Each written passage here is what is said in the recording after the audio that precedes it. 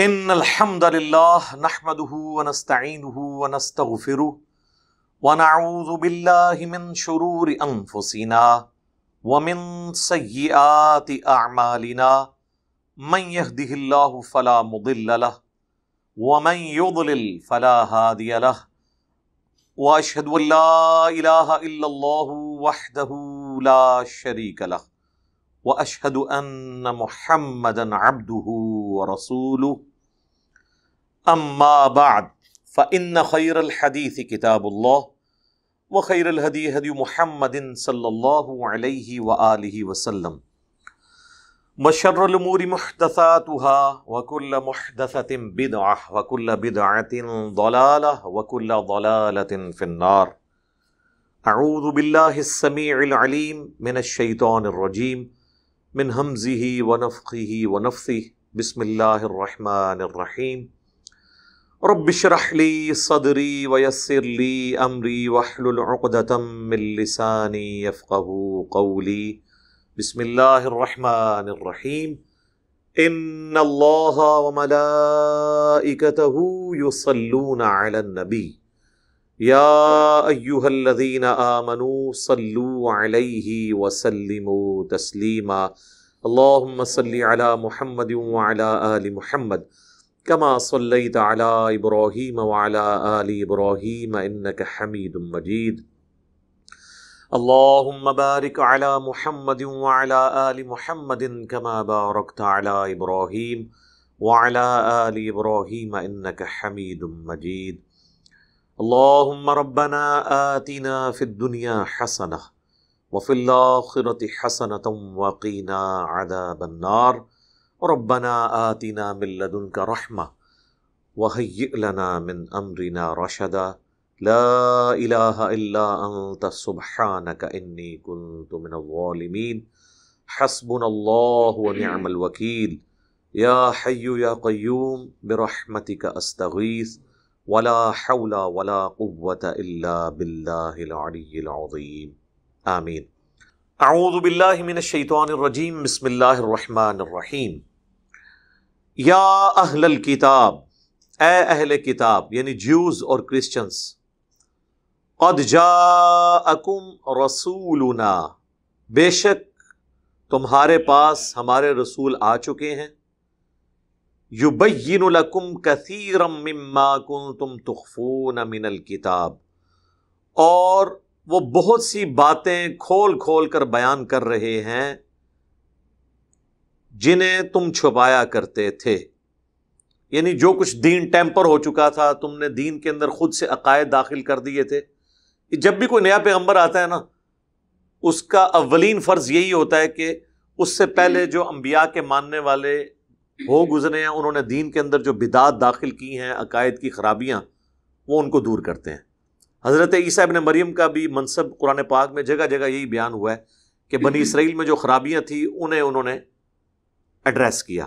یہاں نبی علیہ السلام کے بارے میں بھی آ رہا ہے کہ جو کچھ تم چھپاتے تھے، حق بات، سچائی کی بات، عقائد، نظریات، اللہ تعالیٰ کی خوشنودی کی چیزیں، وہ سب کی سب یہ پیغمبر ان میں سے اکثر چیزیں تمہیں کھول کر بیان کر رہے ہیں۔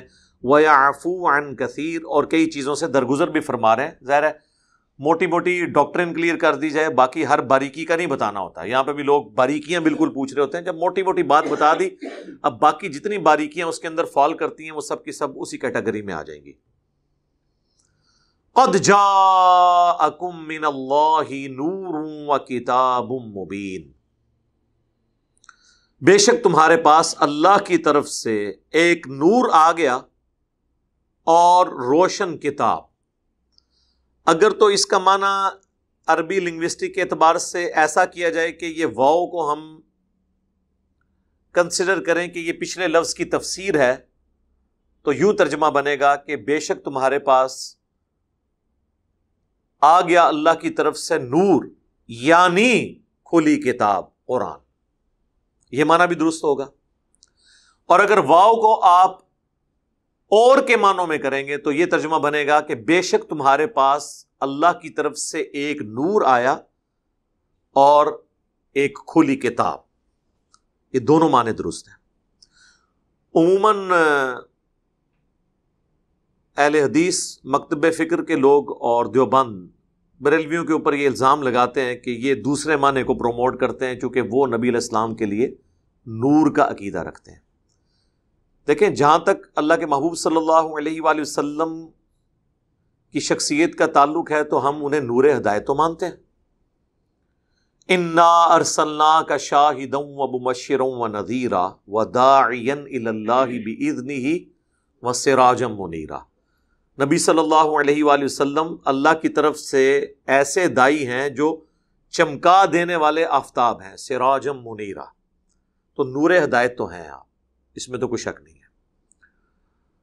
مسند احمد میں حدیث ہے، مشکات کے اندر بھی موجود ہے، دلائل النبوہ امام بیہقی کی کتاب میں بھی ہے کہ نبی علیہ السلام نے فرمایا میں دعائے ابراہیم ہوں، میں عیسیٰ کی بشارت ہوں، میں اپنی ماں کا وہ خواب ہوں جو انہوں نے میری پیدائش کے وقت دیکھا کہ ان کے لیے ایک نور ظاہر ہوا جس سے شام کے محلات بھی ان کے لیے روشن ہو گئے۔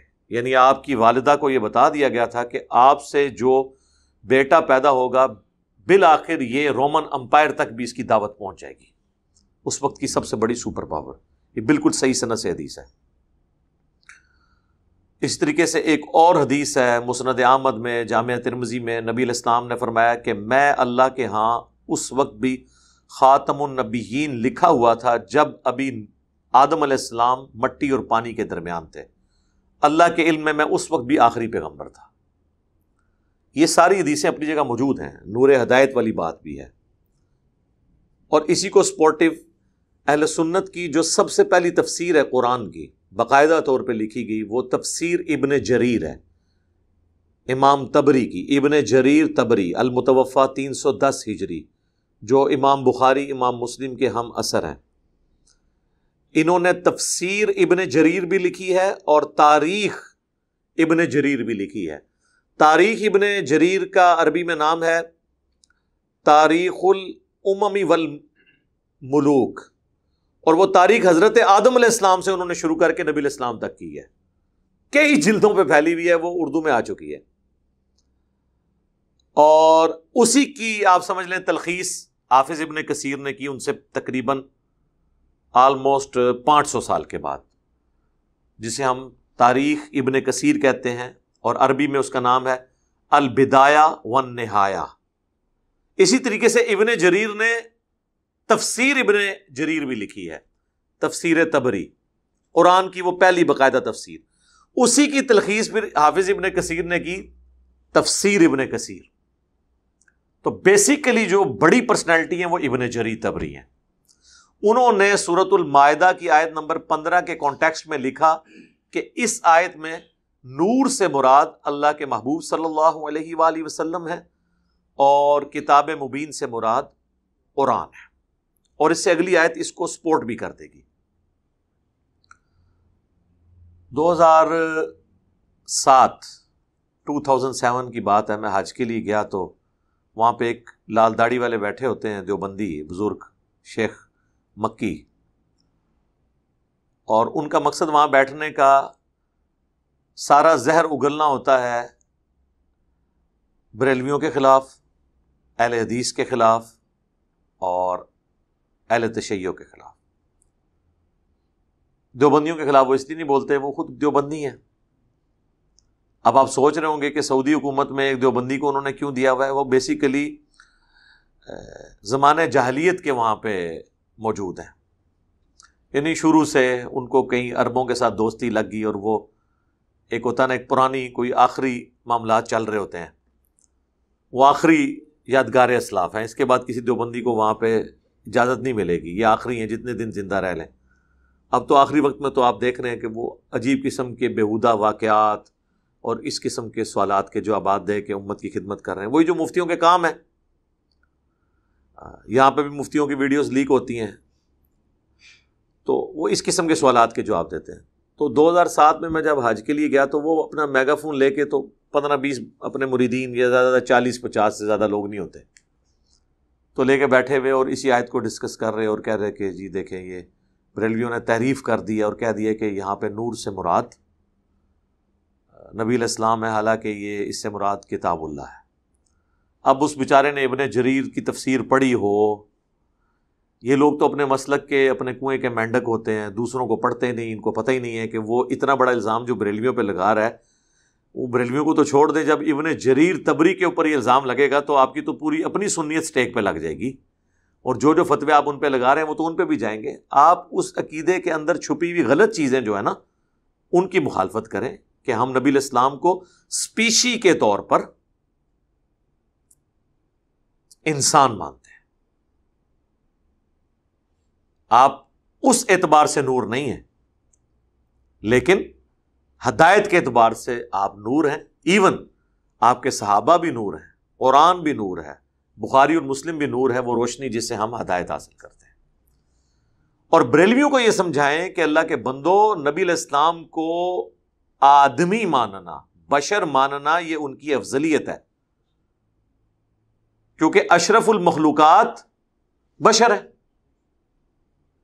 یہ تو ہم مانتے ہیں سب سے افضل مخلوق، اور لاجیکلی بھی انسان اپنی مرضی سے خدا کو چوائس کرتا ہے، اور فرشتے جو ہیں ان میں تو نافرمانی کا جذبہ ہی نہیں ہے۔ انبیاء کے لیے بھی ہمارا یہ عقیدہ ہے کہ وہ اللہ کے خوف کی وجہ سے گناہ سے بچتے ہیں، مادہ ان کے اندر بھی گناہ کرنے کا موجود ہوتا ہے، اور یہی ان کی خوبی ہے کہ گناہ کا مادہ ہونے کے باوجود وہ گناہ نہیں کرتے اللہ کے خوف کی وجہ سے۔ جبرائیل علیہ السلام اگر گناہ نہیں کرتے تو ان کے اندر تو حصی نہیں گناہ کرنے کی، تو وہ کمال نہیں ہے۔ کمال تو یوسف علیہ السلام کا ہے کہ قرآن میں اللہ تعالیٰ نے فرمایا کہ اس عورت نے یوسف کا قصد کیا، یوسف بھی اس عورت کا قصد کر لیتا اگر اپنے رب کی برہان نہ دیکھتا۔ تو اللہ تعالیٰ کا خوف ان پر غالب ہوا، کسی بھی وجہ سے ہوا، اللہ نے کوئی چیز ان کو دکھا دی، بہرحال ظاہر ہے کہ انہوں نے ڈیسیژن تو خود ہی کیا نا بچنے کا۔ تو انبیاء کرام افضل ہیں فرشتوں سے، لہذا یہ اس پہ کوئی مصیبت میں نہیں پڑ جانا چاہیے۔ صحیح مسلم میں حدیث ہے، اللہ تعالیٰ نے انسانوں کو مٹی سے، جنوں کو آگ سے، اور فرشتوں کو نور سے پیدا کیا۔ اور یہ جو پہلے دو حصے ہیں نا، یہ تو سورۃ الرحمن میں، سورۃ الحجر میں بھی اللہ تعالیٰ نے فرمایا کہ ہم نے جنوں کو انسانوں سے پہلے آگ کی لپٹ سے پیدا کیا، اور انسان کو کھنکراتی ہوئی مٹی سے۔ اور آگ کی لپٹ بھی وہ اوپر والا فلیم جو ان سین فلیم ہے، ایک فلیم وہ ہے جو آپ کو روشنی کی شکل میں نظر آتا ہے، ایک اس کے اوپر بھی ایک فلیم ہوتا ہے جو جس کے آر پار آپ دیکھ سکتے ہیں، لیکن وہ سب سے زیادہ گرم حصہ فلیم کا وہی ہوتا ہے۔ اس لپٹ سے جنات کو اللہ تعالیٰ نے پیدا کیا۔ تو انسان کی افضلیت بشر ہونے میں، تو بیسیکلی بریلوی ڈسیو اس لیے ہوتے ہیں کہ وہ یہ سمجھتے ہیں کہ اگر ہم نے نبی علیہ السلام کو انسان مان لیا تو ان کی توہین ہو جائے گی۔ ان کو یہ بتائیں کہ ان کو نور ماننا توہین ہے اگر آپ سپیشی کے طور پہ مان رہے ہیں، کیونکہ نور سے مٹی افضل ہے، جو مخلوق نور ہے۔ ایک تو ہے نا اللہ نور السماوات والارض، اللہ کے نور کی جب بات ہوتی ہے وہ مخلوق نہیں ہوتی، وہ اللہ کی صفت ہے۔ مخلوق نور جو اللہ نے کریٹ کی ہے، جیسے فرشتے اللہ کی صفت نہیں ہے، اللہ کی مخلوق ہے۔ انسان اللہ کی صفت نہیں، اللہ کی مخلوق ہے۔ سپیشی کے طور پر، سپیشیز میں سے سب سے افضل انسان ہے۔ لقد خلقنا الانسان فی احسن تقویم۔ تو نبی علیہ السلام کی فضیلت بشر ہونے میں، لیکن یہ بشر ہونا آپ کا ایک سپیشی کے طور پر ہے، ادروائز مرتبے کی بات نہیں ہے۔ مرتبے میں تو کوئی جن، کوئی فرشتہ، کوئی پیغمبر ان کے مرتبے کا نہیں ہے، یہ تو کوئی دوسری بات ہی نہیں ہے۔ اور ان کے انسان ہونے کے باوجود اللہ نے ان کو ایسی کوالٹیز دی تھی کہ جو فرشتوں میں بھی نہیں ہے۔ اللہ تعالیٰ نے بغیر خلائی لباس کے، بغیر کسی پروٹیکشن کے آسمانوں کی سیر کروا دی معراج میں۔ انسان تو خلا کے اندر بغیر سانس کے سروائیو نہیں کر سکتا۔ جنت کی سیر کروائی، جہنم دکھا دیا، اور کیا کچھ حقائق دکھائے، وہ اللہ اور اس کے بندے کے درمیان راز ہے۔ صحیح بخاری مسلم میں آتا ہے، نبی علیہ السلام نے فرمایا کہ نماز میں خشوع و خضوع اختیار کیا کرو، اللہ کی قسم میں اپنی پیٹھ کے پیچھے بھی تمہیں دیکھ رہا ہوتا ہوں، یعنی جب میں نماز پڑھ رہا ہوتا ہوں نا تو مجھے نظر آ رہا ہوتا ہے کہ کون کھجلی کر رہا ہے، کون داڑھی کے ساتھ کھیل رہا ہے، اور آج کے دور میں کون موبائل کے ساتھ لگا ہوا ہے۔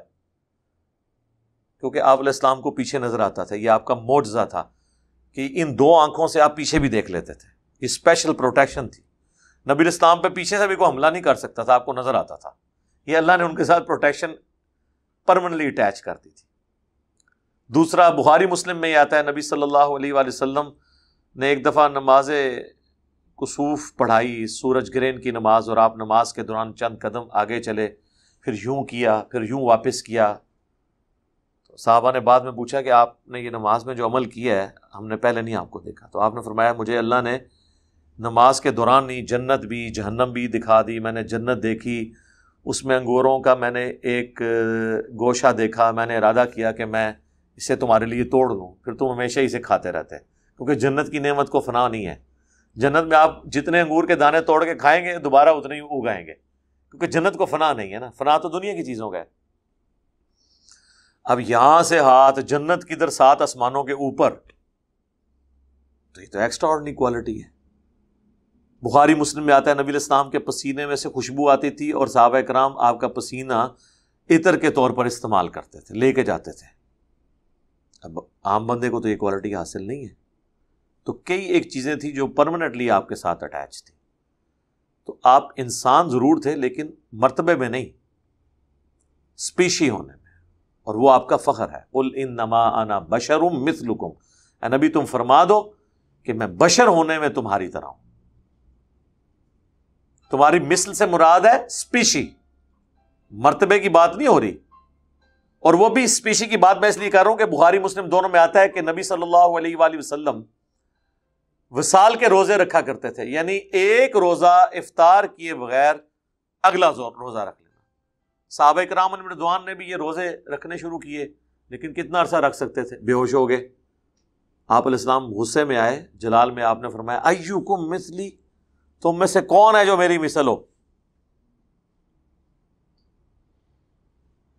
یعنی نبی علیہ السلام کو جو اللہ نے طاقت دی ہے وہ عام انسانوں میں تو نہیں ہے. کسی نے نہیں کہا یا رسول اللہ قرآن میں ہے قل انما انا بشر مثلکم, کوئی اہل حدیث ہونا تو شاید کھلو ہی جاندہ. جی سورۃ الکاف آیت نمبر اتنی 110 نمبر آیت ہے, لیکن وہ پوری نہیں پڑھ دینا. اگے آیا ہے کہ مجھ پر وحی نازل ہوتی ہے, جدو وحی نازل ہوگی تو پھر مثلکم او علی مثلکم نہ ہویا. وحی کا نازل ہونا ہی بہت بڑی ڈیفرینشیشن ہے. اچھا اہل حدیث کی بھی میں یہ نہیں کوئی اس کو نیگیٹو نہ لے لے, میں سارے اہل حدیث کی بات نہیں کر رہا. اوورآل ان کے جو ڈیسنٹ لوگ ہیں نا وہ صحیح توحید بیان کرتے ہیں, لیکن توحید بیان کرتے ہوئے توہین رسالت نہیں کرنی چاہیے. اس کو بیلنس رکھنا چاہیے. توحید بیان کرے توہین رسالت کے بغیر, جو صحیح توحید ہے.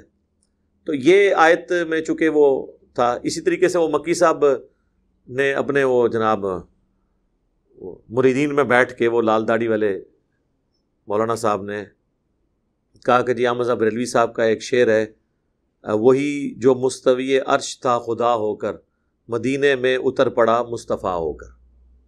استغفر اللہ. اور اس کی نسبت انہوں نے احمد بریلوی صاحب کی طرف کی, اور یہ صرف مکی صاحب نے نہیں کی ہے, ڈاکٹر اسرار صاحب نے بھی کی ہے. میری جب ملاقات ہوئی 2008 میں نے کہا حضرت یہ آپ کو کس نے کہانی کروائی ہے کہ یہ اعلیٰ حضرت کا شعر ہے؟ انہوں نے کہا یار وہ میں نے البریلویہ کتاب پڑھی تھی احسان لائی زہیر کی, اور اہل حدیثوں سے میں نے سنا ہے. تو ہمارا مسئلہ یہ ہے کہ ہم جن بندوں کے بارے میں عقائد ہیں ان سے نہیں پوچھتے کہ آپ کا یہ شعر ہے. یہ تو وہ شعر ہے کہ 2004 میں توصیف راشدی صاحب کے جو بڑے بھائی ہیں طالب الرحمان شاہ صاحب, وہ مناظرہ ہار گئے تھے شوکت سیالوی بریلوی سے. انہوں نے یہ شعر پڑھ دیا کہ یہ آپ لوگوں کے آپ کے بزرگوں کے اشعار میں سے ہے. انہوں نے کہا جی شاہ جی تسی سید ہو, بہت احترام ہے. وہ اہل حدیث وہ جو تھے نا وہ سید طالب الرحمان شاہ, پہلے ان کا نام تھا طالب حسین, بعد میں انہوں نے طالب الرحمان کر لیا. 5 بھائیوں کے نام میں حسین آتا تھا. تو ان کا شاہ جی بہت احترام ہے آپ کا, لیکن آپ بتائیں یہ شعر لکھا کہاں ہوا ہے؟ ہم مناظرہ یہیں پہ آپ کے کو جتا دیں گے, یہ بتائیں ہمارے کس نے. 40 منٹ پھر شاہ جی نوں حوالہ نہیں لبا, جو کہ شاہ جی تقلید کر بیٹھے سن اپنے بزرگاں دی. انہیں پھر موندا کر کے انہوں نے جو کرنی سی کی تھی. یہ جو شعر ہے یہ تذکرہ غوثیہ کتاب ہے جس کے بارے میں احمد رضا بریلوی صاحب نے کہا ہے کہ اس کتاب کی خرید و فروخت حرام، اسے گھر میں رکھنا حرام، اسے پڑھنا حرام، کہ اس میں شرکیات اور کفریات ہیں۔ یہ اس کتاب سے شعر ہے جس کو اعلیٰ حضرت نے کفریات اور شرکیہ چیزوں کا پلندہ قرار دیا ہے، اور وہ اعلیٰ حضرت کی اپنی کتاب بھی نہیں، وہ کسی اور صوفی کی لکھی ہوئی ہے، انہوں نے اس کا رد کیا ہوا ہے۔ یہ ہوتی ہے دشمنی۔ مجھے کچھ عرصہ پہلے انڈیا سے ایک ای میل آئی اور ان کا جی یہاں پہ دیوبندیوں نے یہ مشہور کیا ہوا ہے کہ مولانا مودودی جو تھے وہ قادیانی تھے۔ آپ اندازہ کریں، طریقہ واردات آپ دیکھیں۔ میں نے کہا کوئی اور الزام نہیں ملا اتنا بڑا الزام اس شخص پہ کہ جس نے سب سے مدلل کتاب قادیانیوں کے خلاف لکھی ہے نا، قادیانی مسئلہ، وہ مولانا مودودی نے لکھی ہے۔ یہ باقی جو یہ تحفظ مجلس ہے، ختم نبوت والے، یہ تو صرف یہ وہ ان کی عبارتیں نکالتے ہیں۔ اس طرح کی عبارتیں تو دیوبندیوں اور بریلویوں کے بزرگوں کی بھی موجود ہیں۔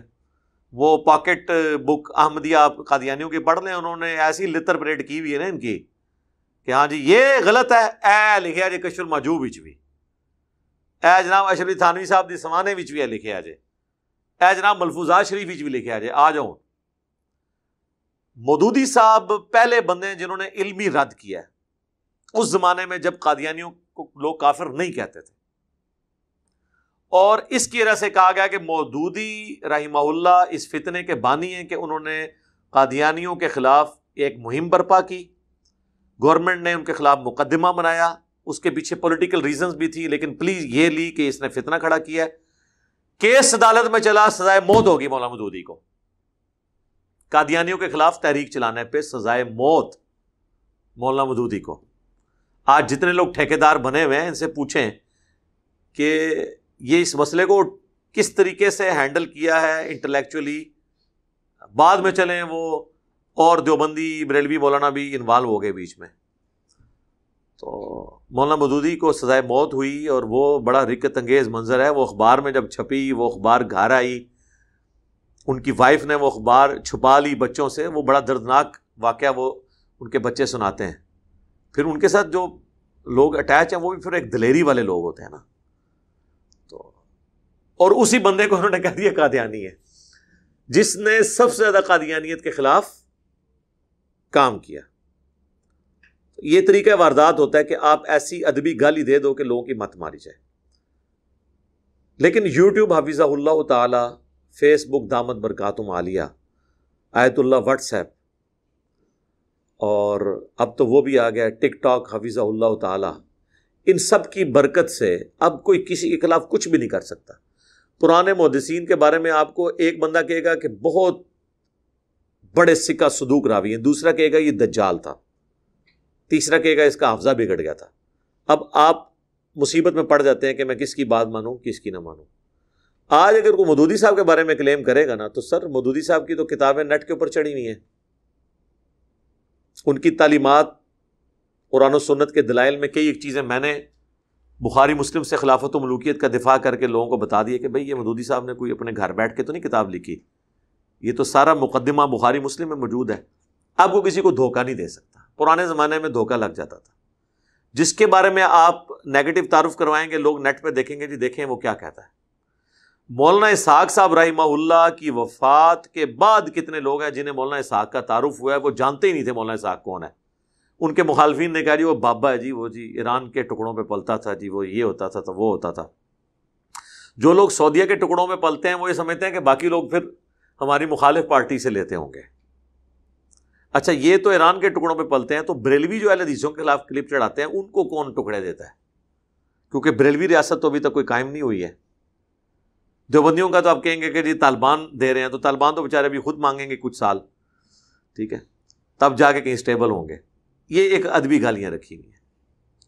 تو یہ ایک کریٹیکل آیت تھی، میں اسی لیے اس پہ تفصیل سے بولا کہ یہ ہمارے علماء مخالفت میں کس لیول تک الزامات لوگوں کے اوپر لگاتے ہیں۔ بہرحال یہ آیت بہت کریٹیکل آیت ہے۔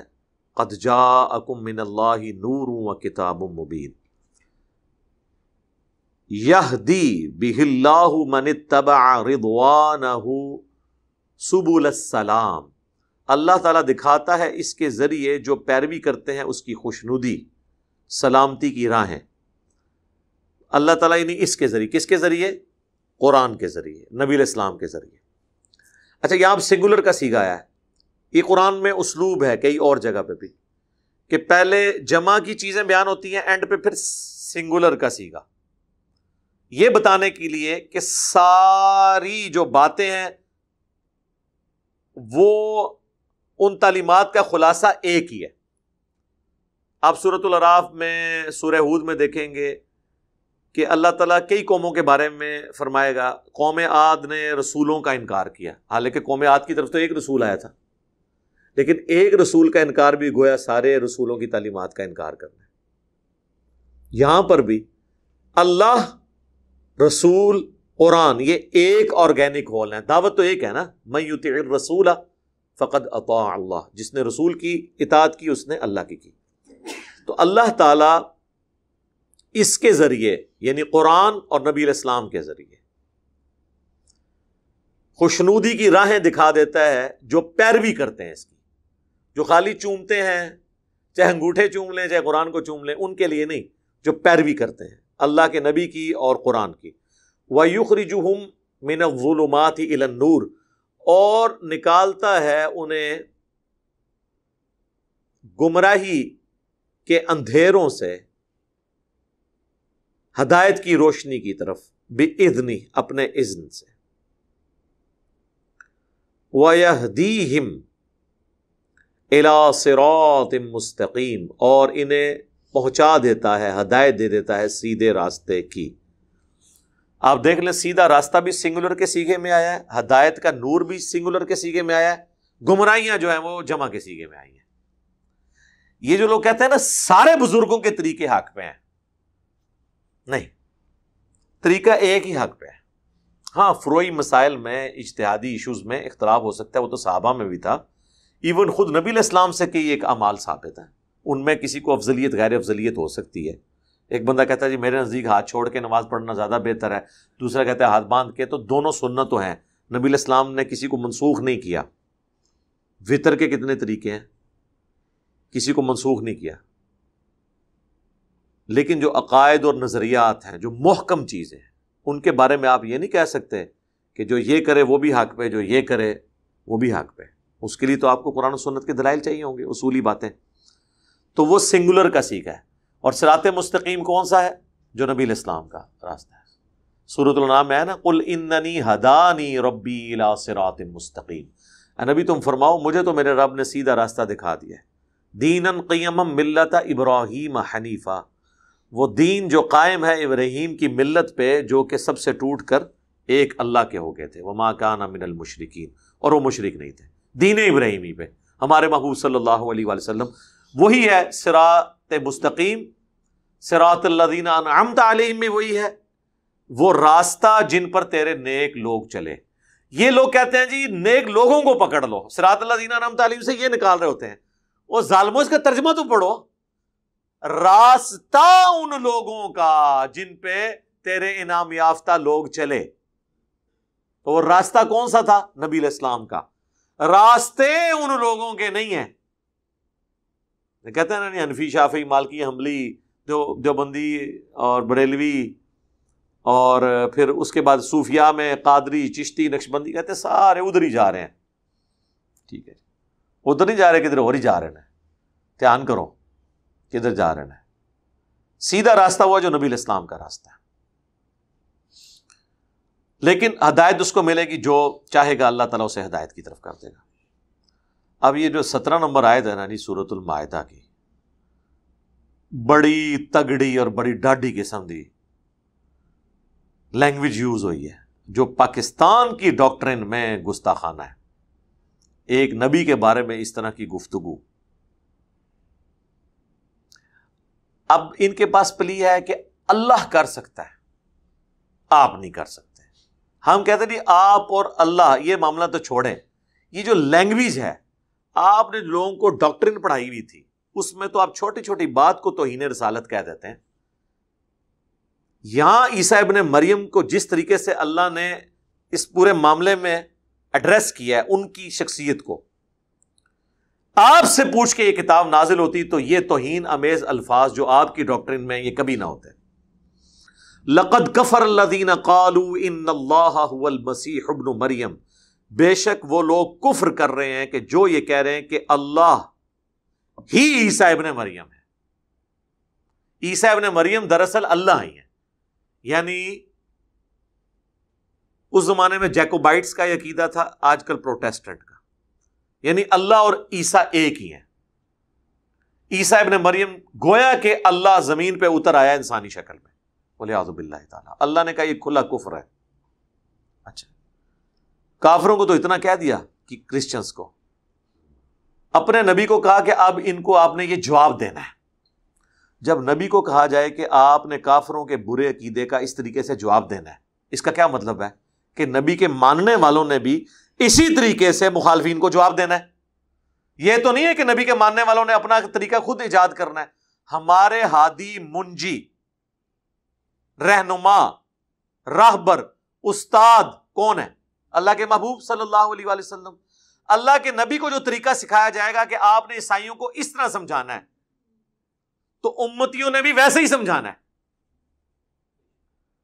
یا آپ کہیں کہ امتی کو وڈے عاشق نے انہاں کو بہتا کو سمجھداری ہے جڑی اللہ اور دے نبی کو کوئی نہیں. اور سنو کیا سمجھا ہے، قل فمن یملک من اللہ شیئا، اے نبی ان سے کہو اگر تم کہہ رہے ہو نا کہ عیسیٰ ابن مریم اللہ ہے، تو بتاؤ کہ اللہ کا کوئی کیا بگاڑ لے گا؟ اللہ کے خلاف کون قدرت رکھتا ہے؟ ان اراد ان یہلک المسیح ابن مریم، کہ اگر اللہ ارادہ کرے کہ عیسیٰ ابن مریم کو ہلاک کر دے، شہید نہیں، وفات شریف نہیں، وصال شریف نہیں، ہلاک شریف، تو اڈی نظر گستاخ شریف. وَأُمَّهُ، اور ان کی ماں کو، وَمَن فِي الْأَرْضِ جَمِيعًا، اور جتنے زمین میں آباد ہیں. اب جتنے میں تو سارے ہی نبی آ گئے، کم از کم نبی علیہ السلام کے زمانے میں تو یہ بات ہو رہی ہے، تو آپ اور آپ کے سارے ذاتی بھی آ گئے کہ اگر اللہ ارادہ کرے عیسیٰ کو، اس کی ماں کو اور سب کو ہلاک کر دے. اگر رکے جی آپ نے نبی علیہ السلام اور صحابہ کا خود سے بیچ میں داخل کر دیا جی. آیت بھی ہے جی، قُلْ أَرَأَيْتُمْ إِنْ أَهْلَكَنِيَ اللَّهُ وَمَن مَّعِيَ أَوْ رَحِمَنَا فَمَن يُجِيرُ الْكَافِرِينَ مِنْ عَذَابٍ أَلِيمٍ. سورۃ الملک. اے نبی تم فرماؤ اگر اللہ مجھے اور میرے ساتھیوں کو ہلاک کر لے، وہاں بھی ہلاک کا لفظ ہے، تو بتاؤ کافر کس زوم میں ہیں، ان کو اللہ کے عذاب سے کون بچائے گا؟ ہم تو خود ڈرتے ہیں کہ ہم نہ پکڑے جائیں اللہ کی نافرمانی کرنے کے سبب. بالفرض سمجھانے کے لیے جو قرآن میں 3 دفعہ آیا، سورۃ الانعام میں، سورہ یونس میں اور سورہ الزمر میں. قل انی اخاف ان عصیت ربی عذاب یوم عظیم. نبی تم فرماؤ کہ بالفرض اگر میں اپنے رب کی نافرمانی کروں تو میں بھی ڈرتا ہوں اس بات سے کہ بڑے دن کا عذاب مجھے بھی آ پکڑے گا. سر قرآن تو پھر یہی ہے جی. قرآن وہ اس کے لیے ویسے ڈاکٹر سراج صاحب ایک جملہ بولتے تھے. ڈاکٹر سراج صاحب ان کے فتووں سے اس لیے بچ گئے ہیں کہ ان کی دعوت کی وجہ سے ان کے کسی فرقے کو نقصان کوئی نہیں ہوا، ورنہ جو وہ لینگویج یوز کرتے تھے نا، وہ اگر آج میں استعمال کروں نا تو یہ میرے کلپ کاٹیں گے. لیکن ہم تو کرتے ہیں کٹ لو جو کرنا ہے. تو آڈے ہوتے میں جڑا چشتی رسولہ اور اشرفی رسولہ چھوڑتا ہے نا، تسی قیامت تک تہاڈا لگ سیدھا نہیں ہو سکتا. تسی پہلے اپنا اسلام ثابت کرو گے پھر ساڈے نال گل کرو گے. تو ڈاکٹر صاحب سے پتہ ہے کہ جملہ بولتے تھے، قرآن کا ننگا فلسفہ، یعنی بغیر کسی پردے کے. ایسے ننگا لفظ تو غلط استعمال ہوتا ہے لیکن غلط بھی نہیں ہے. ننگی تلوار جب لفظ یوز کیا جاتا ہے، نیام سے جو تلوار نکالی جائے اسے بھی ننگی تلوار کہا جاتا ہے نا. تو ننگا لفظ ویسے عموماً لوگ سمجھتے ہیں ننگے کا مطلب جو ہے وہ کوئی بزرگ ہوں گے، نانگا پیر. میرے کو تو پھر یہی کرنا ہے نا.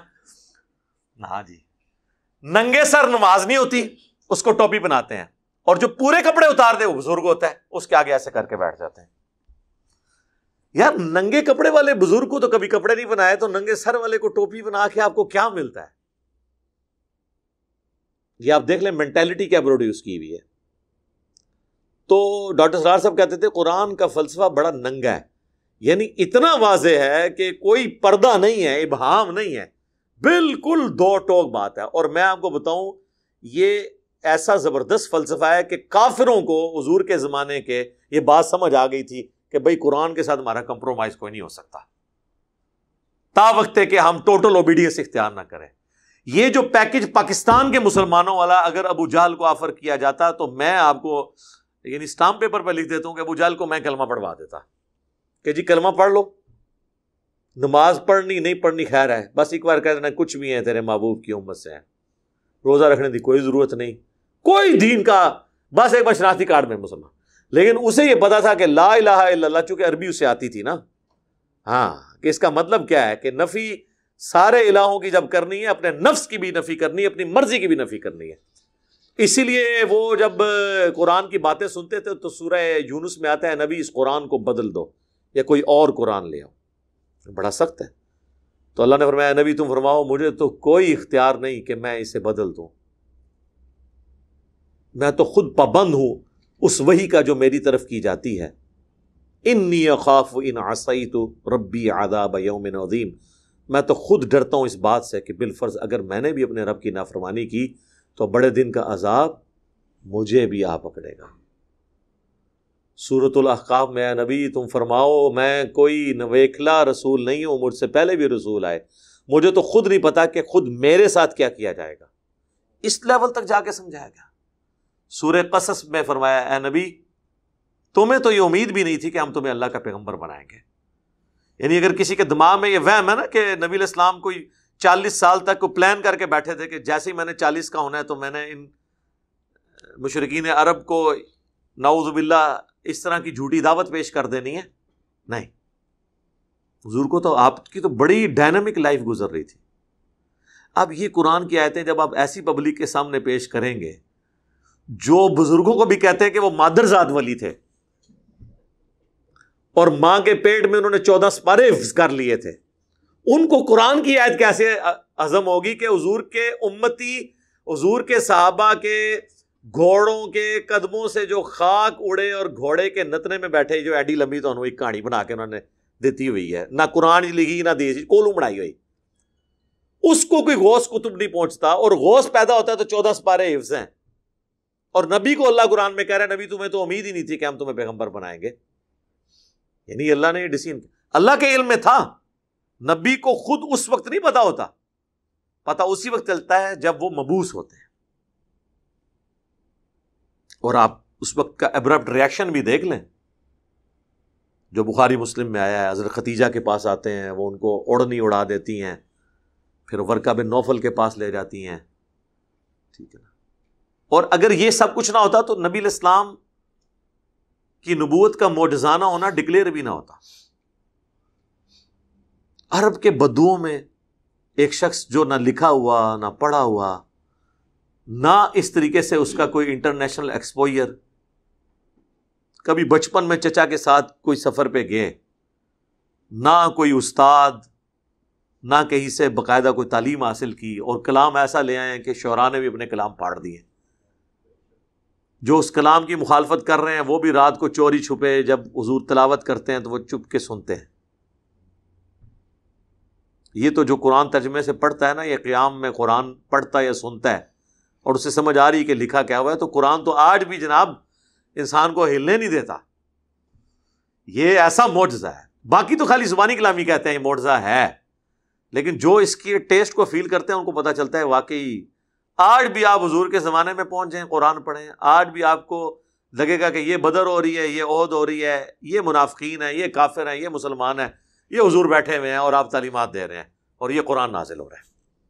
اللہم اجعلنا منہم اللہم ثبتنا علی القرآن۔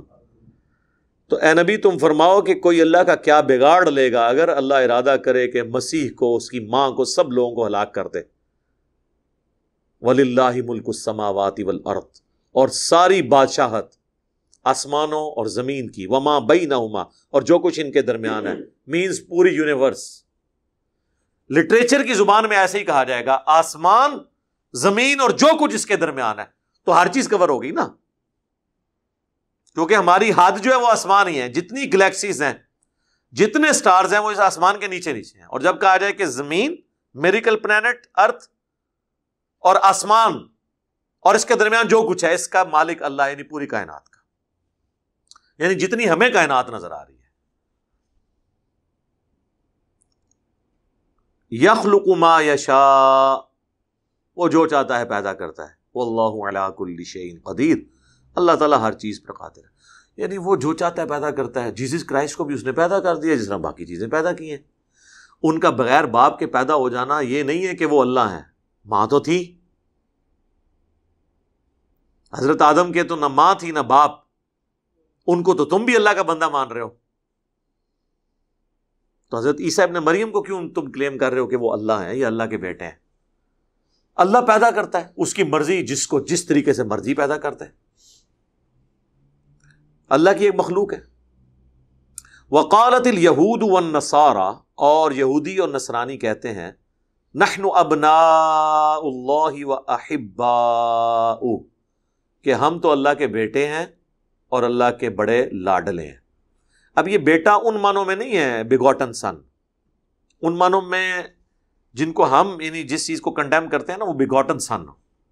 اگر تعلیمات کے اعتبار سے جیسے اللہ مخلوق کو پالتا ہے جس طرح کہ ایک باپ اپنی اولاد کو پالتا ہے، ان معنوں میں تورات کی لینگویج میں جو فادر کا لفظ استعمال ہوا ہے نا وہ ان معنوں میں، جیسے حضرت عیسیٰ علیہ السلام کہتے ہیں کہ میں جب اپنے رب کے آسمانی باپ کے پاس جاؤں گا تو میں اس سے ریکویسٹ کروں گا کہ تمہاری ہدایت کے لیے وہ آخری پیغمبر کو بھیجیں، اس شخصیت کو بھیجیں۔ تو آسمانی باپ سے مراد وہ والا باپ نہیں جو والد ہے۔ تو یہ تورات اور انجیل کے اندر جو فادر یا اس طریقے سے باپ کی ٹرم ہے وہ پالنے والے کے معنوں میں ہے۔ رب، جیسے سورہ یوسف میں آئے گا کہ حضرت یوسف کہتے ہیں تم میں سے ایک اپنے رب کو شراب پلائے گا۔ اب رب تو ہم اللہ کو کہتے ہیں، یعنی وہ اپنے مالک کو، وہ جو خواب دیکھے تھے، تعبیر بیان کی تھی، رب پالنے والا۔ تو اس طرح لفظ استعمال، تو اس میں یعنی یہ کوئی نیگیٹو نہیں ہے، یہ اللہ تعالیٰ نے اس اعتبار سے بیان کیا کہ یہ دعوے دار ہیں کہ ہم تو اللہ کے بڑے سگے ہیں۔ مراد یہ کہ اب سگے ہیں، اب جو مرضی کرتے رہے، یہ بات ہے۔ جس طرح ہمارے وہ سید حضرات کہتے ہیں نا، ہم تو سید ہیں جی، سید کو تو آگ چھو نہیں سکتی، جو مرضی ہو جائے۔ ویکھو شاہ جی، شاہ جی تسی جڑا نا شرمندہ نہ ہویا کرو، تسی کو میرا تو عقیدہ ہی نہیں ہے، میرا تو عقیدہ ہے جو صحیح مسلم میں ہے کہ جسے اس کے عمل نے پیچھے چھوڑ دیا اس کا نسب اسے آگے نہیں کر سکتا۔ واہ، ختم ہوگی بات۔ اور اے میری بیٹی فاطمہ، بخاری اور مسلم دونوں میں، میرے مال سے جو لینا ہے لے لے، اگر اللہ نے تجھے پکڑ لیا میں تجھے چھڑا نہیں سکوں گا۔ اے اللہ کے نبی کی پھوپھی صفیہ، میرے مال سے جو لینا ہے لے لے۔ اے اللہ کے نبی کے چچا عباس بن عبد المطلب، میرے مال سے جو لینا ہے لے۔ یہ حضور ایک ایک رشتہ دار کو، پھر پورے بنو ہاشم کو آپ نے کہا کہ میں مال سے کچھ تمہیں دے سکتا ہوں۔ اللہ نے پکڑ لیا تو وہ شیخ عبد القادر جیلانی ہی چھڑا سکتے ہیں۔ ہاں جی، آج کل تو یہی بات ہوگی نا جی، ظاہر ہے یہ کہیں گے جی یہ بخاری مسلم میں کوئی نہیں لکھیا۔ سر بخاری مسلم اگر اے اردو لکھ دیتا جاتا نا بریکٹ تے اج تسی بھی نہ ہوندے، ایڑے تسی اتنے 100 سال تک مت ماری ہے نا عوام دی، اسی وجہ نال کہ اس ٹائم بخاری مسلم اگر اس ٹائم ایسے اس واسطے نہیں لکھا گیا کہ اس زمانے میں یہ کچھ بھی نہیں تھا۔ آج اگر امام بخاری لکھے تو بریکٹ میں یہ جتنی جو باتیں میں کرتا ہوں وہ حاشیے میں لگائیں ساتھ کہ نبی علیہ السلام نے یہ شیخ عبد القادر جیلانی اسرائیل کو روک ہو سکتے ہیں۔ جھوٹ جائے لکھو جو مرضی نال بریکٹاں وچ کہانیاں بڑھاؤ۔ اسی لیے جب کوئی بندہ قرآن حدیث پڑھتا ہے نا تو اسے حضور کی ذات ان بزرگوں سے بہت چھوٹی نظر آتی ہے، کیونکہ بزرگوں کو تو منی خدا بنایا ہوا ہے، تو خدا کے مقابلے میں رسول تو چھوٹا ہی ہوگا نا سر، کیونکہ بزرگ نہیں ہے نا، خدائی درجہ دیا ہوا ہے نا۔ قرآن تو کہتا ہے کہ فرشتے اللہ کے حکم کی نافرمانی نہیں کرتے ہیں اور وہ کسی کا کوئی لحاظ نہیں کرتے ہیں۔ تو شیخ عبد القادر جیلانی کی تو روح، اپنی روح بھی نہیں بچا سکتے تو کسی دی کے واپس لین گے، اور ان کی طرف جھوٹ منسوب ہے، ہم ان کو نہیں کریٹیسائز کر رہے، بیسیکلی ان کی طرف منسوب تعلیمات کو کر رہے ہیں۔ تو اللہ تبارک و تعالیٰ فرما رہا ہے کہ یہودی اور نصرانی کہتے ہیں ہم تو اللہ کے بڑے چہیتے ہیں، بڑے پیارے ہیں۔ قل فلم یعذبکم بذنوبکم، اے نبی تم فرماؤ اگر سچے ہو تو یہ بتاؤ اللہ تعالیٰ تمہیں تمہارے گناہوں کے سبب عذاب پھر کیوں دے گا؟ ایک یہ بھی ترجمہ ہو سکتا ہے، اور عذاب کیوں دیتا ہے یہ بھی ہو سکتا ہے۔ عذاب تو دیا ہوا ہے نا، آپس میں لڑائی جھگڑا قتل و غارت ان کا صدیوں تک رہا، جو ہم نے پچھلی آیات میں بھی سنا، اور قیامت میں تو تم بھی مانتے ہو، تمہاری تعلیمات میں ہے کہ جو نبیوں کے پیروکار ہوں گے وہ جنت میں جائیں گے، جو نافرمان ہوں گے وہ جہنم میں جائیں گے، اور تم آپس میں بھی ایک دوسرے کو کہتے ہو۔ وہ سورۃ البقرہ میں آنا ہے کہ یہودی کہتے ہیں عیسائی کسی دین کے اوپر نہیں ہے، عیسائی کہتے ہیں یہودی کسی دین کے اوپر نہیں ہے، اور دونوں پڑھتے کتاب ہیں۔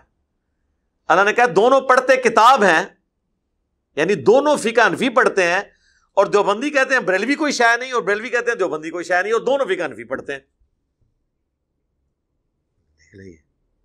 یہ سورۃ البقرہ میں آیات ہے کہ یہودی کہتے ہیں عیسائی کوئی چیز نہیں، عیسائی کہتے ہیں یہودی نہیں، اور دونوں کتاب پڑھتے ہیں. تو یہاں پر اللہ تعالیٰ مارا ہے کہ بتاؤ پھر اللہ تمہیں عذاب کیوں دے گا؟ تمہاری کتابوں میں لکھا ہے اگر تم اتنے لاڈلے، اور لاڈلے ہونے سے، اللہ کے لاڈلے ہونے سے اگر آخرت میں چھٹکارا ہوتا تو تمہیں عذاب کیوں دیا جائے گا نافرمانیوں کے سبب؟ بل انتم بشر ممن خلق، بلکہ تم انسان ہو، بشر ہو، اللہ کی مخلوق ہو. اللہ نے جدھر اور مخلوقات پیدا کی تمہیں بھی ایک پیدا کر دیا. یغفر لمن یشاء ویعذب من یشاء، یہ اللہ کی مرضی ہے کہ وہ کسی کو بخش دے، کسی کو عذاب دے. کسی کا کوئی رشتہ داری، کوئی دھوس، کوئی کام نہیں آئے گی. اللہم لا مانع لما اعطیت ولا معطی لما منعت ولا ينفع ذا الجد منک الجد. یہ بخاری مسلم میں آتا ہے نا کہ حضرت معاویہ رضی اللہ تعالیٰ عنہ نے مغیرہ ابن شعبہ کو خط لکھا کہ آپ مجھے فرض نماز کے بعد کوئی ایسا وظیفہ بتائیں جو حضور پڑھتے ہوں.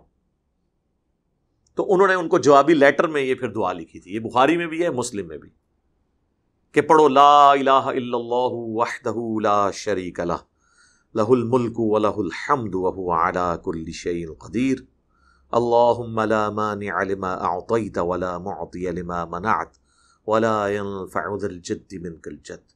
اے اللہ جسے تو عطا کرے اس سے کوئی چھین نہیں سکتا، جسے تو چھین لے اسے کوئی عطا نہیں کر سکتا، اور کسی شخص کو اس کا منصب عہدہ تیرے مقابلے پہ کچھ نفع نہیں پہنچا سکتا. وَلِلَّهِ مُلْكُ السَّمَاوَاتِ وَالْأَرْضِ، اور اللہ ہی کی بادشاہت ہے آسمانوں میں اور زمین میں، وما بینہما، اور جو کچھ اس کے درمیان ہے، وَإِلَيْهِ الْمَصِيرُ، اور تمہیں لوٹ کے اللہ ہی کے پاس جانا ہے. بھاگ نہیں سکتے، یہ پوری کائنات اس کے قبضے قدرت میں، کہیں پہ بھی بھاگ کے نہیں جا سکتے، مر کے اس کے پاس ہی پیش ہونا ہے. یا اہل الکتاب، اے اہل کتاب، قد جاءکم رسولنا، بے شک ہمارے رسول تمہارے پاس آ گئے ہیں، نبی صلی اللہ علیہ وآلہ وسلم، یبین لکم علی فترۃ من الرسل، وہ صاف صاف بیان کرتے ہیں اللہ کے احکامات جبکہ رسولوں کے آنے کا سلسلہ مدتوں سے بند ہو چکا تھا. یہ لفظ ہے وہ فطرت. ایک فطرت لفظ ہے، فا توئیں جسے کہتے ہیں، را تا، فطرت نیچر. فا کے نیچے زیر، فا کے اوپر زبر ڈال دینا اور توئیں کی بجائے تے ڈال دیں تو بنتا ہے فطرت. اردو میں، عربی میں فطرہ، کیونکہ تا کو وقف کرتے ہیں، یہ وہ لفظ ہے. فترہ کہتے ہیں گیپ، وہ پیریڈ جس میں کوئی پیغمبر نہ آیا ہو. تو یہ کہا جا رہا ہے کہ اے اہل کتاب، اتنے عرصے سے کوئی پیغمبر نہیں آیا تھا. یہ کتنا عرصہ ہے؟ آلموسٹ 600 سال، کیونکہ حضرت عیسیٰ علیہ السلام اٹھائے گئے 25 عیسوی میں، اور نبی علیہ السلام کی پیدائش ہوئی 571 میں، 571 میں. لیکن ظاہر ہے پیدائش کے بھی 40 سال کے بعد آپ نے دعوت حق بلند کی. آلموسٹ آپ کہہ لیں 600 کچھ عیسوی میں، تو آلموسٹ 650 سال ہو چکے تھے حضرت عیسیٰ علیہ السلام کے رفع سماوی کو، دنیا سے اٹھائے جانے کو. اور ان 600 سالوں میں کوئی پیغمبر نہیں آیا. قرآن کی آیت گواہ ہے کہ اس میں اب کوئی پیغمبر، اس لیے بخاری مسلم میں حدیث ہے کہ تمام انبیاء اپنی دعوت کے اعتبار سے بھائی بھائی ہیں، لیکن عیسیٰ ابن مریم کے سب سے قریب پیغمبروں میں ہوں، کیونکہ میرے اور عیسیٰ کے درمیان کوئی اور پیغمبر نہیں. میں دنیا اور آخرت میں عیسیٰ ابن مریم کے سب سے زیادہ قریب ہوں. اچھا، یہ حضور کی عاجزی تھی. ویسے ہم ہوتے تو ہم یہ کہتے کہ عیسیٰ ابن مریم حضور کے سب سے زیادہ قریبی ہیں. حضور نے کہا میں عیسیٰ ابن مریم کے سب سے زیادہ قریبی ہوں، کیونکہ ہمارے درمیان اور کوئی پیغمبر نہیں. تو وہ فطرت کا پیریڈ ہے. اسی لیے اہل فطرت ان لوگوں کو کہا جاتا ہے جو ایسے پیریڈ میں پیدا ہوں جہاں پہ انبیاء کرام علیہ السلام دنیا میں موجود نہیں ہیں اور ان کی دعوت ان تک نہیں پہنچی، یا انبیاء کی دعوت تو ہے لیکن وہ اس دعوت سے محروم رہے. جس طرح آج بھی ایسے علاقے ہیں افریقہ کے جنگل جہاں پہ لوگوں تک دعوت نہیں پہنچی ہوئی، ان کے لیے خدا کا مان لینا کافی ہے، وہ اہل توحید، اہل فطرت شمار کی جائیں. اس طرح انبیاء کی، نبی علیہ السلام کے آنے سے پہلے جو لوگ ہیں، جس طرح نبی علیہ السلام کے ماں باپ، وہ لوگ وہ اہل فطرت شمار کیے جائیں گے. لتنذر قوما ما انذر آباؤکم، ہم نے اس طرف آپ کو نبی ڈر سنانے والا بنا کے بھیجا جن کے آباء و اجداد کو ڈرایا نہیں گیا تھا. وما كنا معذبین حتی نبعث رسولا، ہم کسی کو اس وقت تک عذاب نہیں دیں گے جب تک اس میں رسول کو مبعوث نہ کریں. تو وہ ڈیٹم لیول کا ایمان، دین ابراہیمی جو کچھ بھی اس فارم میں ان میں موجود تھا. تو اتنے بڑے گیپ کے بعد پیغمبروں کے اب ہمارے رسول آ گئے ہیں. ان تقولوا، یہ اس لیے ہوا کہ کہیں تم یہ نہ کہو ما جاءنا من بشیر ولا نذیر، کہ ہمارے پاس کوئی اللہ کا پیغمبر خوشخبری دیتا اور ڈر سناتا ہوا کیوں نہ آیا. فقد جاءکم بشیر ونذیر، تو پس دیکھو آ گئے ہیں خوشخبری دیتے ہوئے اور ڈر سناتے ہوئے اللہ کی طرف سے ہمارے پیغمبر. واللہ علی کل شیء قدیر، اور اللہ تعالی ہر چیز پر قادر ہے. یعنی نبی علیہ السلام کی جو بعثت ہے وہ بیسیکلی اللہ کی اتنی بڑی نعمت ہے تمہارے لیے کہ تاکہ قیامت والے دن کوئی شخص اللہ کے خلاف حجت نہ قائم کر سکے کہ کوئی پیغمبر کیوں نہیں آیا کہ ہم اس کی دعوت قبول کرتے ہیں. تو لو اب پیغمبر آ گیا، ہوں اگے ٹرو، عمل کرو نا. یہاں بھی تو لوگ کہتے ہیں جناب یہ ابھی درس، اچھا جی وہ درس اتوار نو ہو گیا، دن دے وقت تو ہے جی، وہ تسی دسیا ہی نہیں، چلو ہوں دس دیتا ہوں آ رہے ہو پھر. نہیں میں نہیں کہہ رہا آؤ، پہلی جگہ ساڈے کول کٹ گئی ہے. تو وہ ایویں بات کرنے میں کیا حرج ہے؟ تو اللہ نے کہا یہ میں کر رہا ہوں. سورہ النساء میں ہے کہ ہم نے انبیاء کا سلسلہ اس لیے شروع کیا تاکہ قیامت والے دن کوئی اللہ کے خلاف حجت نہ بنا سکے رسولوں کے بعد کہ ہمارے پاس تو رسول نہیں آیا تھا، ہمیں حق بات کیسے پتہ چلتی. تو یہ انبیاء کا سلسلہ نور علی نور ہے. انبیاء نہ بھی آئیں تب بھی اللہ تعالیٰ اپنی قدرتوں سے اتنا آیا ہے کہ کوئی شخص ڈینائل آف گاڈ نہیں کر سکتا. وَإِذْ قَالَ مُوسَىٰ لِقَوْمِهِ، اور یاد کرو وقت جب موسیٰ نے اپنی قوم سے کہا یا قوم اذکروا نعمت اللہ علیکم، اے میری قوم اللہ کی اس نعمت کو یاد کرو، اللہ کے اس احسان کو جو اس نے تم پہ کیا. اذ جعل فیکم انبیاء وجعلکم ملوکا، کہ جب اللہ نے تم میں انبیاء بھی بھیجے اور ملوک بھی، حکمران بھی بھیجے. یہ وہ بنو امیہ اور بنو عباس کی ملوکیت نہیں ہے، یہ وہ ملوک ہیں جو اللہ تعالیٰ نے وحی کے ذریعے بنائے تھے. کیونکہ وہ جب طالوت اور جالوت کا ذکر آتا ہے نا سورۃ البقرہ میں، تو وہ جو اہل حدیث عالم ہیں احسن البیان جنہوں نے تفسیر لکھی، صلاح الدین یوسف صاحب فوت ہو گئے، اللہ تعالیٰ ان کے گناہوں سے درگزر فرمائے. انہوں نے بڑی بڑی غلطیاں کی ہیں، اللہ انہیں معاف کرے. تو احسن البیان میں انہوں نے کہا کہ لوگ ملوکیت سے نفرت کرتے ہیں، تو دیکھیں اللہ تعالیٰ نے سموئیل پیغمبر کی دعا سے طالوت کو جو ہے وہ بادشاہ مقرر کیا تھا. تو اس کا مطلب ہے بادشاہت بھی ہے اور خلافت، دونوں چیزیں ہیں.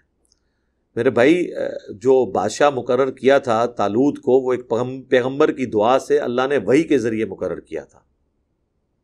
خالی بادشاہ بن جانے سے تو پھر فرعون بھی بادشاہ تھا، اس کو بھی اللہ نے ڈیل دی ہوئی تھی، لیکن اللہ انڈورس نہیں. وہ تو اللہ تعالیٰ سورہ آل عمران میں فرماتا ہے نا کہ اللہ جسے چاہتا ہے عزت دیتا ہے، ذلت دیتا ہے، جس سے چاہتا ہے ملک چھین لیتا ہے، اسے دیتا ہے. کسی کو حکومت یا بادشاہت ملنا اس کی آزمائش بھی ہو سکتی ہے، کسی کو دے کے آزماتا ہے، کسی سے لے کے آزماتا ہے. یزید ابن معاویہ کو وہ عہدہ ملا، وہ اس کی آزمائش بن گیا. حسین ابن علی کی مظلومانہ شہادت ہوئی، وہ ان کے درجات کی بلندی کا ذریعہ بن گئی. تو یہ اللہ کی سنت ہے.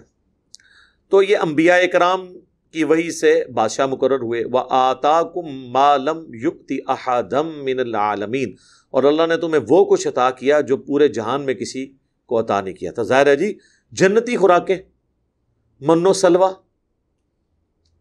سلوہ ایک پرندہ تھا پروٹین کی فارم میں، جو اتنے جھنڈوں کے جھنڈ آتے تھے، وہ ان کو آرام سے شکار کر کے کھاتے تھے ریگستان کے اندر، کوئی محنت نہیں کرنی پڑتی تھی. اور رات کے وقت جو شبنم پڑتی تھی وہ صبح بوندیاں بن جاتی تھی، میٹھی کاربوہائیڈریٹس ان کو مل جاتی تھی. پوری ان کی خوراک کا بندوبست، جنتی خوراکیں، کتنا عرصہ. تو اس طرح کی تو اللہ تعالیٰ نے کسی کے ساتھ یعنی محبت نہیں فرمائی اس زمانے میں. لیکن دیکھ لیں جو بے وفا لوگ ہوتے ہیں وہ کدھر خیال کرتے ہیں. تو وہ حضرت موسیٰ علیہ السلام کہہ رہے ہیں کہ دیکھو اتنے لاڈ لے تم، تو اب اس لاڈ کے عوض تم سے ایک ڈیمانڈ ہے یا قوم ادخلوا الارض المقدسۃ التی کتب اللہ لکم، اے میری قوم اس مقدس زمین میں داخل ہو جاؤ جو اللہ نے تقدیر میں لکھ دی ہے کہ تمہیں ملے گی۔ یار اتنا بڑا وعدہ کہ تھوڑی سی ہمت دکھاؤ، اللہ نے فتح لکھ دی ہے کہ تمہارے آباء و اجداد حضرت ابراہیم علیہ السلام کا مسکن شام یہ تمہیں اللہ تعالیٰ دے دے گا، لیکن تھوڑی سی محنت کرنی ہے، کک تم نے مارنی ہے، گاڑی آگے چل پڑے گی۔ والذین جاہدوا فینا لنہدینہم سبلنا، جو لوگ ہماری راہ میں کوشش کریں گے۔ لیکن سر یہی تو بڑا مشکل کام ہے۔ ولا ترتدوا علی ادبارکم فتنقلبوا خاسرین، اور دیکھنا پیچھے نہ ہٹنا ورنہ تم خسارہ پانے والوں میں سے ہو جاؤ گے۔ اور یہی ہو گیا۔ وہ بڑی دردناک گفتگو ہے، وہ انشاءاللہ ہم اگلی قرآن کلاس میں کور کریں گے، ورنہ مزہ نہیں آئے گا۔ وہ پوری کی پوری گفتگو انشاءاللہ تعالیٰ میں اس میں کور کروں گا۔ اللہ تعالیٰ سے دعا ہے جو حق بات میں نے کہی اللہ تعالیٰ ہمارے دلوں میں راسخ فرمائے، اگر جذبات میں میرے منہ سے کوئی غلط بات نکل گئی اللہ تعالیٰ ہمارے دلوں سے دھو ڈالے اور ہمیں معاف بھی کر دے، ہمیں کتاب و سنت کی تعلیمات پر عمل کر کے دوسرے بھائیوں تک پہنچانے کی توفیق عطا فرمائے۔ سبحانک اللہم و بحمدک، اشہد ان لا الہ الا انت، استغفرک و اتوب الیک، وما علینا الا البلاغ المبین۔ جزاکم اللہ خیرا۔